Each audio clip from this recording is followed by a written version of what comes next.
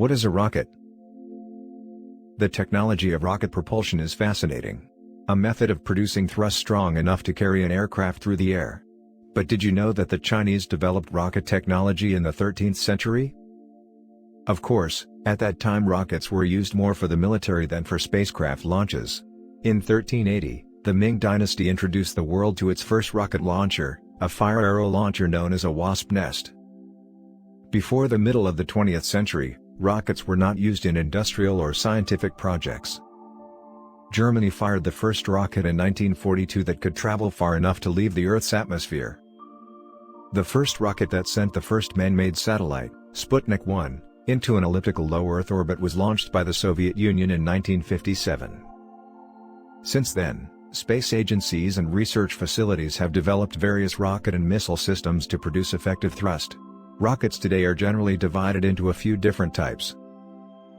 1. Solid-fueled rocket. Solid fuel is used as thrust in rockets' oldest and most basic forms. 3.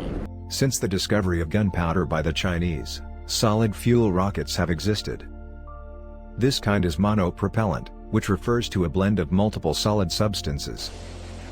The combustion chamber is then filled with this mixture and ready for ignition. Almost 6 miles downrange This form from of the fuel Kennedy has the Space Center drawback already, that once it traveling begins to 500 miles burn, an hour. there is no way to stop it. As a result, it will burn through all of its Three fuel liquid fuel supply main until it engines now runs out. throttling back to 72. Despite being less difficult to store than liquid fuels, some of the components required to make solid fuel, such as nitroglycerin, are very volatile.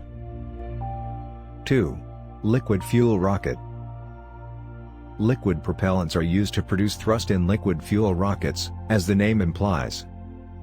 It was created for the first time by Robert H. Goddard, credited 10, with founding modern 9, rocketry and 8, successfully launched 7, in 1926. 6. The liquid fuel rocket also fueled the space race, which culminated with the launch of Apollo 11 by the Saturn V rocket after Sputnik, the first satellite in the world, was initially sent into orbit by the Russian R-7 booster.